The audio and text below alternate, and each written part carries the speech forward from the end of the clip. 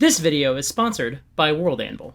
Welcome to Critical Role Demystified. I'm Mike Christensen, and this is the show where we talk about the lessons we can learn as Dungeon Masters and as players from Lessons of Critical Role. Today we're talking about episode 16 of the Vox Machina campaign, Enter Vasselheim. FYI, I don't expect there to be a lot, or maybe any clips from the episode on screen for this video. A lot of the relevant sections that we'll talk about in this episode are long scenes or descriptions, the kind of thing that doesn't really make a lot of sense to throw into a video like this. But I will include the relevant time codes on screen, so if you want to go back and watch these key moments, you will be welcome to do so. The link for this episode will be in the doobly-doo below, as it is every time I do one of these episodes. Liam is Skyping into the game again, and due to bad traffic, Sam arrives a little bit late, and Taliesin arrives extremely late, like almost 50 minutes into the episode. Los Angeles, baby! And last bit of housekeeping, I always have a content warning of some kind in the doobly-doo below. If you're sensitive to any subjects, I do recommend you check that out. But I'm gonna give one verbally as well. Gonna talk a lot about giant spiders later. As the episode begins, we discuss Grog's Belt of Dwarven Kine, which is enabling him to magically grow a beard. He makes some rolls every day, and Matt describes that it is starting to come through translucent and coarse, like fishing wire. He also adds that Goliaths do not normally grow facial hair, like, at all, and sort of implies who knows what this could mean for Grog physiologically that he's able to do this with his face. This is very much Matt's approach to the Ancestries early in Critical Role, because this was D&D's approach for decades. I'm fairly certain that Matt grew up reading things like the Dragonlance novels, where there is a character who is described as basically the only elf anywhere in the world with a beard, because he is a half-elf, and half-elves are extremely rare. No, this is not a conversation all about facial hair. What we're discussing, really, is making these ancestries feel distinct. One thing that a lot of DMs, particularly old-school DMs, really bristle against is the idea that all the different D&D ancestries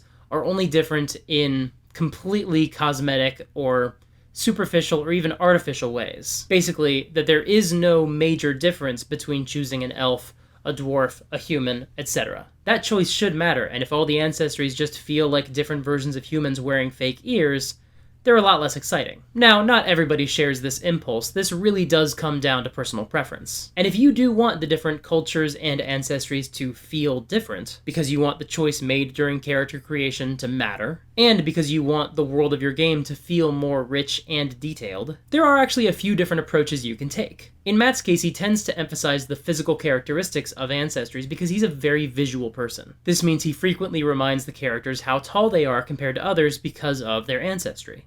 Or he will mention that the size of a dwarf's hands mean that their rings fit differently compared to humans, etc. Or, in the case of Grog, that Goliaths are always hairless, at least in regards to facial hair. And if you also want every ancestry to feel distinct, you might end up taking a different tactic to achieve that at your table. For example, you might find ways to describe each ancestry in a way that evokes their mechanical benefits. I had a DM once who didn't characterize Goliaths as giantkin the way Matt does on Critical Role. He described them as being basically of stone, of rock, of the earth itself. In his games, Goliath's skin looked, felt, acted like rocks, because he liked making the Goliath feature Stone's endurance feel basically literal. At my table, I like to put a lot of emphasis on the information and lore and history that characters would have grown up with, basically tying their culture with their ancestry when it's relevant, and when it's appropriate to do so. The other aspect at play here is honoring your players' choices, which is something that Matt definitely excels at. We will talk about that a lot on this show. And in this example, it also ties into something we talked about in my recent Magic Item Shop video. Matt is trying to make the Belt of Dwarven Kine feel significant. That's really difficult to do when your characters buy magic items at a shop, but Matt is still trying to do that, because clearly, it does matter. It matters a lot to Travis. He is very excited about the idea that Grog is going to have a beard. And just like Tanis Half-Elven in the Dragonlance books, driving home the idea that Grog is going to be the only Goliath anywhere with a beard will help really reinforce the significance of that item, the significance of Travis's choice to take it. It's a way to honor Travis's choices as a player, and to reinforce something that is important to Matt, which is making sure that there is a clear distinction between the ancestries. In this case, reinforcing the idea that Goliaths don't grow facial hair. He also describes the beard as growing very slowly, which, fair enough, I guess it's likely that most people don't grow beards very fast. That's something that I just have to take people's word on, I guess. Now let's get into the recap.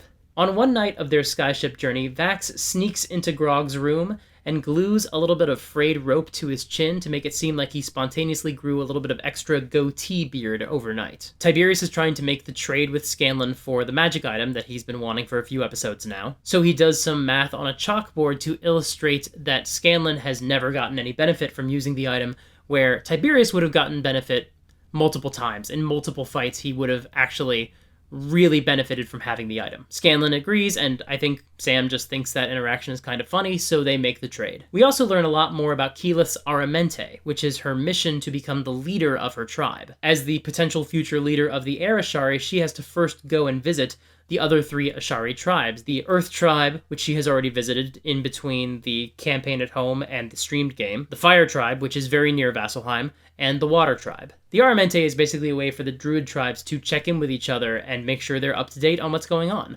But it also gives Keyleth a chance to prove herself as a leader. The last Air Ashari member who left to go on their Aramente never returned.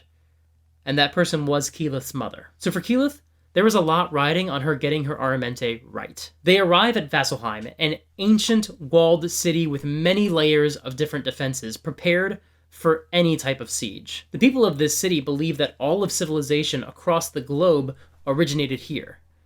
And as a result, they have been through many wars and many assaults over the course of many centuries. Lady Keyleth seems very anxious about this return. This is the first time she's been back to the city in 8 years. As they arrive, the party members learn that this city is very, very devout. And they do not trust arcane magic, the type cast by wizards, warlocks, sorcerers, and bards. For more about this distinction, check out the playtest for 1D&D. Probably. I haven't had a chance to read any of the packets yet.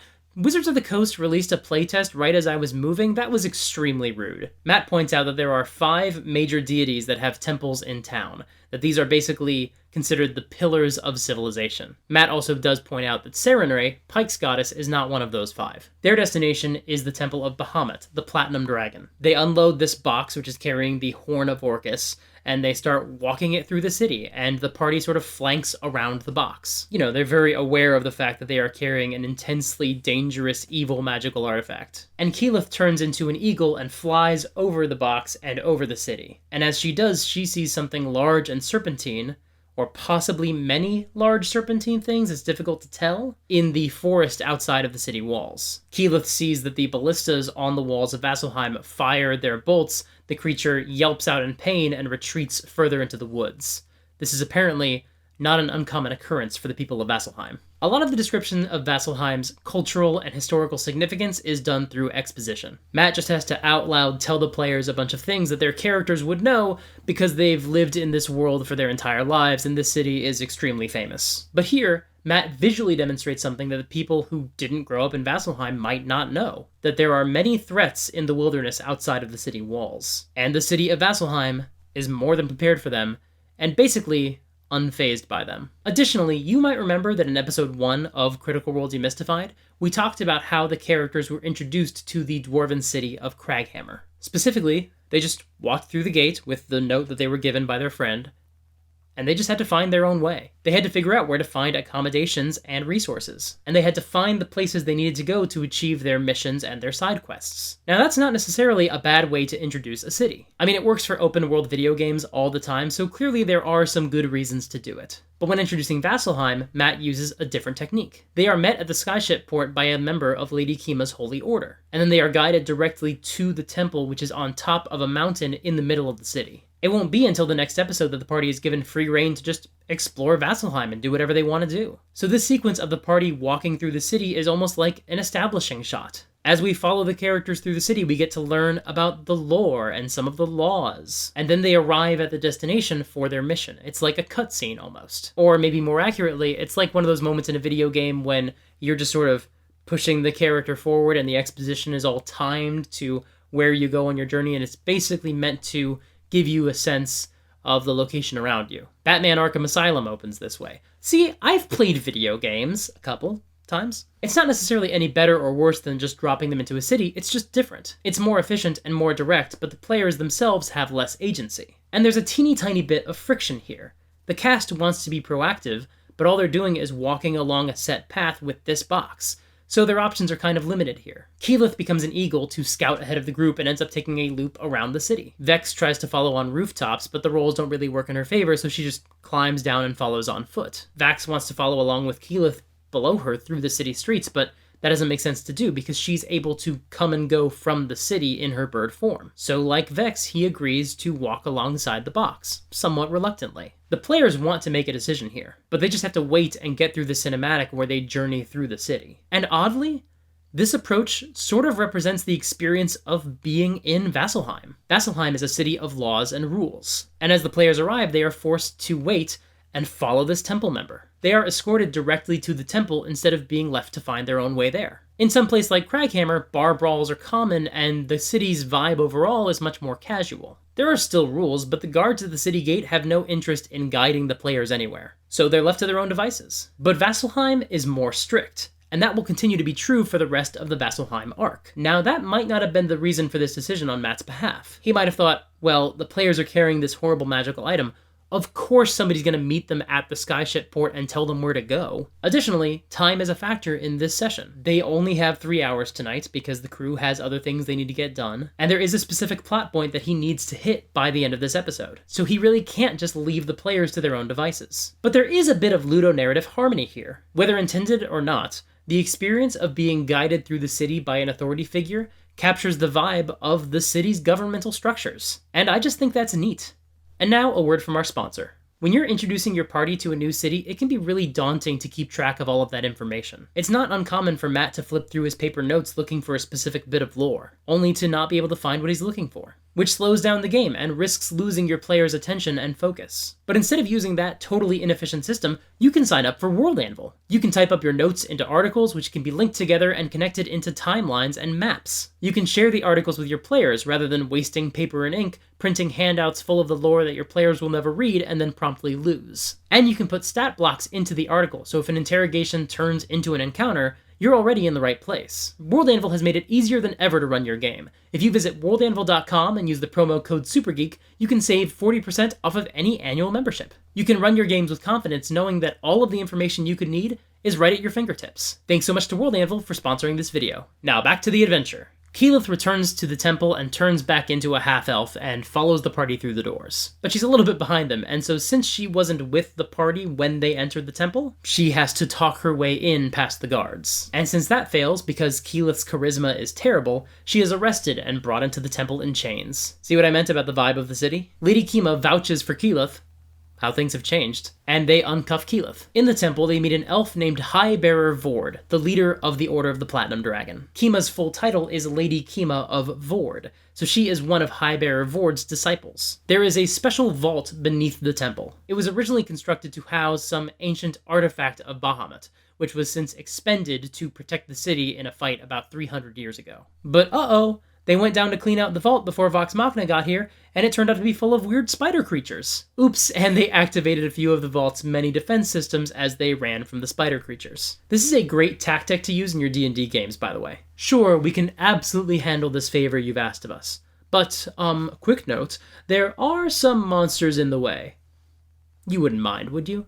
It's a great way to turn a simple objective into a full adventure. Lady Kima leads the party into the vault, and they are followed by a group of priests carrying the box, which is carrying the Horn of Orcus. The first room has white mist emanating from 2 statues of dragons. The party tries to avoid the mist, but when they roll low on a wisdom check, they get too close and make contact with the mist. And then flame billows out from the pillars. Keyleth splits the mist by casting Gust of Wind, and they walk through to the next room. The next room is full of pressure plates, and when Vax trips one of them, the entire room starts to shift and become full of pillars slamming up against the ceiling. To disarm this trap, Vex has to shoot an arrow into a tiny hole in the ceiling, which is of course going to be difficult to do when the room is full of these pillars slamming up into the ceiling, blocking that arrow in many different ways. So the timing has to be just right. The group knows that a lot is riding on this shot, so Scanlan inspires her and Keyleth casts Enhance ability on her. And Tiberius prepares the Telekinesis spell in his ring, I guess it's a magic item he has, I'm not sure, and he says, "I've got your back." He will send the arrow in if the shot goes wide. Thanks to the advantage and the inspiration and her own high skill,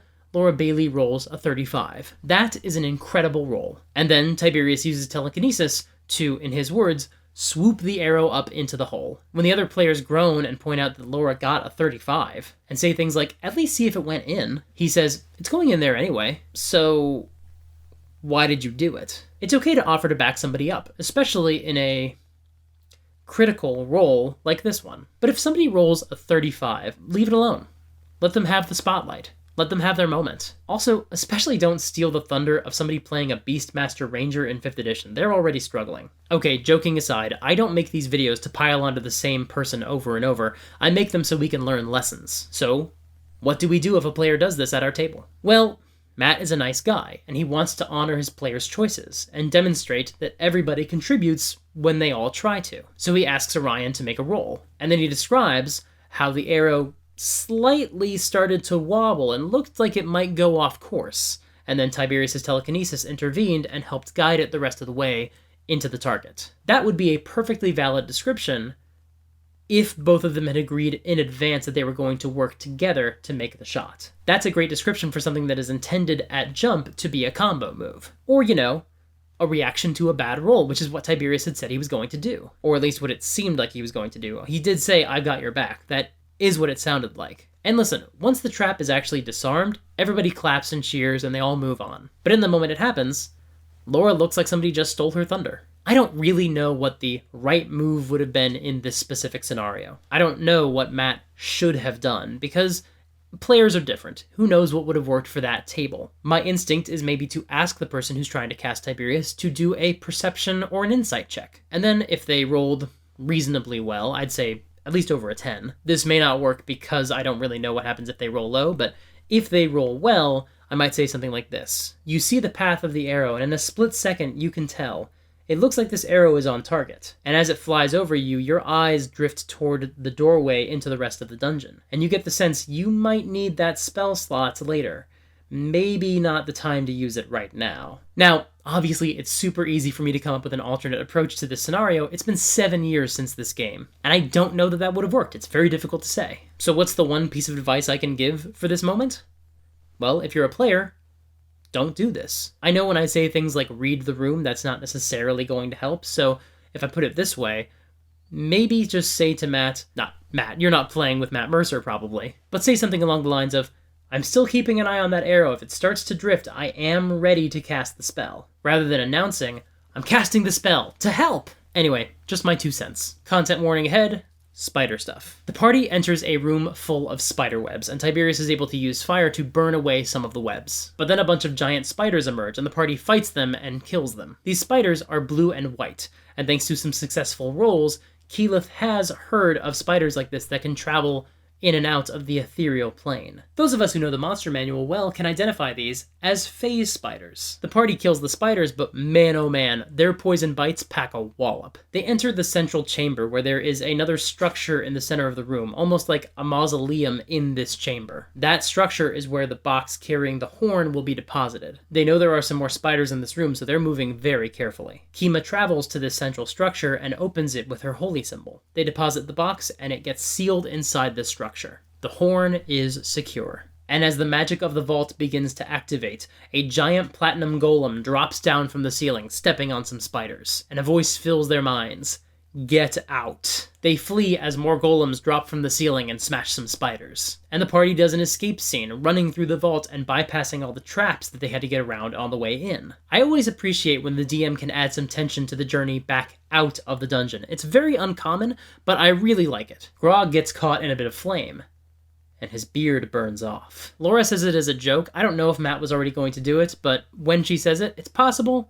It was just too good a moment to pass up. Either way, the DM giveth, and the DM taketh away. They reach the last doorway, and Kima uses her holy symbol to command the golems to stop, and allow them to leave the vault in peace. The doors seal, and the Horn of Orcus is safely out of their hands. As they emerge from the vault and get rewarded with 3,000 gold for performing this service, Highbearer Vord notices Pike's holy symbol. He says the people of Vasselheim long believed that there were 5 core gods who formed the central foundation for the city's faith. But they've uncovered an ancient temple to Sarenrae, which means that she might have been the 6th foundational deity of Vasselheim. The party makes their way to essentially an archaeological dig where a temple to Sarenrae is being excavated out of the mountain. The excavation is a bit of a chore because there are only 3 followers of Sarenrae in the entire city of Vasselheim, and all 3 of them are just working to unearth an ancient temple. They recognize Pike's symbol, and they ask if she will stay and help them rebuild the temple, and Pike agrees. Everybody at the table starts to cry as Pike says goodbye to the party. Matt mentions that Ashley has to go to New York for a few months to film a TV show. Those few months would go on to become 5 years, but in fairness to Matt, nobody really knows how long TV shows are going to run. So they had a real blind spot there. My friend Jeffrey wrote that joke. I wish I could take credit for it, but honestly, he's just much better at puns than I am. And she makes it clear that Pike and Ashley will return to the table whenever she is free. And once the show is done filming, Pike will be back full time. 5 years. The ending is somewhat rushed. Again, the crew had something to do at 10 o'clock. They had to start packing up gear and getting ready for an event. So they had to end the game right at 10 o'clock, but they still made sure to send Pike off properly. There are 2 major things I want to discuss about the end of this episode. We'll talk about Pike in a moment, but first I want to talk about Sarenrae's role in Matt's world. The Vox Machina campaign started as a 4th edition one-shot, but starting with their 2nd session, once it became an ongoing campaign, they moved over to Pathfinder 1st edition. They played that for 2 years, and that's the game they were playing when Ashley joined the group as Pike. That's why Pike worships Sarenrae, a deity from Pathfinder. Now, Matt would still use Wizards of the Coast D&D lore in his home game. For example, the Dread Emperor, a villain from the pre-stream game, was a character from the Book of Vile Darkness. That's a D&D product, not a Pathfinder product. Tiberius worships Bahamut, that is a D&D god, and that was true way before the D&D stream started. There are probably far more examples than those. But it seems like, apart from Sarenrae, most of the gods referenced are all the gods from 4th edition, such as Bahamut. Now, it doesn't really seem like the gods were a huge factor in the pre-stream games, but once the show started streaming, Matt's approach seemed to be to build a world around the pantheon from 4th edition. Pelor, Bahamut, Melora, the Raven Queen, these are important figures in the future of Critical Role, and they're embedded into the design of Exandria. Some of those gods are from 3rd edition or 3.5, maybe older, but the specific pantheon Matt uses is from 4th edition. But Sarenrae is not a part of that, and Matt did not ask Ashley to just switch to a new deity. He just rolled Sarenrae into his world. But he specifically did so in a way that acknowledged that in this D&D world, she might not be very well known. In Vasselheim, he points out that there are very few followers of Sarenrae, and the discovery of her temple is extremely recent. But the existence of that temple makes a very clear implication. She is not any less significant than any of the core D&D gods. In fact, it seems that she was central to the founding of Vasselheim. This is very useful to the players watching Critical Role in 2015 and playing in their own homebrew version of Tal'Dorei. Before there were source books, how would players figure out how to incorporate a new god like Sarenrae? Easy. You find proof that they are not a new god. They're just as important as the others, but their faith was just forgotten. I actually sometimes use a similar approach in my campaign settings. I will give my players a list of pantheons, but then I will say, also, if there's a specific god you want to worship, tell me about them. Do you want to worship Bahamut? Do you want to worship Thor? Do you want to worship someone from the Elric books? It's all fine by me. Any god can exist in my campaign setting as far as I'm concerned. I love building pantheons, but if somebody specifically wants to worship Crom from Conan, I'm fine with that. And by taking this technique, Matt makes his cleric, Pike, extremely significant to the foundational faith of the campaign setting, because she is going to help bring this somewhat forgotten god back into prominence. Which brings us to how Pike is written out. A few years ago, I started a campaign for a bunch of new players, and very early in the campaign, one of the players had to move to New York. Which, yeah, I only recently realized just how closely that mirrors Ashley's situation in Critical Role. That's really funny. So in his last session with the group, the party went on an adventure to help an NPC recover a stolen silver dragon egg. Once they'd done so successfully, they handed the egg off to the NPC, and he was going to take it to find someplace to keep it safe. And as he prepared to leave, he turned to the fighter, who was getting ready to move to New York, and asked if the fighter wanted to come along and help him. They would go on this important mission together to keep the egg safe and then try to do some more good in the world. A few years before that, a player had to leave my all-girl game, The Valkyries. Look, Los Angeles is an expensive place to live, and so the fighter, again, it was another fighter, was approached by a friend of their estranged father. They needed to come back home for an important mission. In both cases, the player's character was still going off to go and do something very important. Something that would happen off-screen, but would still definitively matter. And I don't remember which of those players said it, so apologies to whichever one of them did. But I remember one of those players said something along the lines of, I just assumed you were going to kill my character off today, but this was a really nice way for my character to leave the game. As players, We do not always get to decide how and when we leave a D&D campaign. We don't always know which session is going to be our last. But there are some occasions where we have a bit of notice, even if it's just for one session. Usually, it's just one session. And so if you're a dungeon master in that scenario, we should do whatever we can to make sure the departing player's character leaves the campaign with as much grace and dignity as we can. For the Valkyries, 2 other players also left the campaign in the first couple of years. The turnover was really high for that group. It was really frustrating. People would join the group, they'd play for a couple of years, and then they'd have to move away. It was stressful. But whenever I had enough notice to give a character a proper send-off, I would do so. One of the players got a mission to help their childhood friend clear out some ancient evil from their hometown forest. The wizard was moving away right at the end of an arc about saving a wizard school, so it made perfect sense that they would just stay at the school and help teach the next generation. And the inspiration for all of these examples, the only reason I was able to send any of these characters off with some measure of closure was the way that Pike was written out of the Vox Machina campaign. You give them an objective that is very important, but not the sort of thing that it makes sense for everybody to help with. Yes, we can handle the dragon's egg, but the rest of you have to go and find the other eggs. Yes, you need to go help your father, but this is family business. It's not for the rest of you. Yes, you can stay and teach, but it doesn't make any sense for the non-wizards to stay. Next, you make sure the mission has no set timeline. There's no reason the character couldn't come back to the group tomorrow if the player's circumstances change and they end up staying in town. And then, and this is important, you let them say goodbye to the other player characters. It doesn't matter how much the players will still see each other. In one of those examples, the player's sister was still a member of that group. That game session was not goodbye forever. But they are saying goodbye to the dynamic of these characters. They're saying goodbye to sitting at a table and playing with their friends however often they play. And even if it's meant to be temporary, as was the case with Ashley Johnson, you still never know when you're going to be at the table next. Ironically, Ashley's next game with the group would be in person, and it would be less than 2 months down the road, but you never know what will happen. So you want to make sure that the character gets some closure, but that the door is still open for the next time the player is able to join the table. Thank you so much for watching. There was a lot to talk about in this episode. We'll be back in 2 weeks with episode 17, Hubris, where the party explores Vasselheim and then they bite off more than they can chew. Twice. If you want to support the channel, there are a few ways you can do that. You can subscribe. Since my last recording, we have reached 20,000 subscribers, which is absolutely incredible. I am so grateful to everybody who subscribes to this channel. When we hit 25,000 subscribers, I'll do some sort of live stream probably, some sort of event. Maybe I'll do a giveaway. I don't know. I was not expecting to hit these numbers this quickly, so I don't have anything ready. I'll have to figure something out, I guess. The second way you can support the channel is via my Patreon. I talked about this in the last episode of Critical Role Demystified, but if you want this series to come out weekly, Patreon is the best way to make that happen. I realize I should have made that clear a long time ago, because as soon as I said it, you folks came through in a major way. Right after that episode came out, we blew through my first goal on Patreon, which was 50 patrons, which was to upgrade my sound. This is going to enable me to properly put some money into soundproofing my space, and the best practices for my recording to sound crisp and clear. I bought these. I need to install them and put them up on the wall, but I'm also going to be meeting with some YouTubers and doing a lot of research into the best ways to make this space sound as good as it can. My next big goal is getting a teleprompter, because right now about half of my recording time for every episode I do is taken up with just dead air as I read the next line in my script and practice it and then record it into camera. It's a huge pain in the butt, but when I get a teleprompter, I'll be able to cut my recording time in half. That'll be a huge step towards me making videos faster,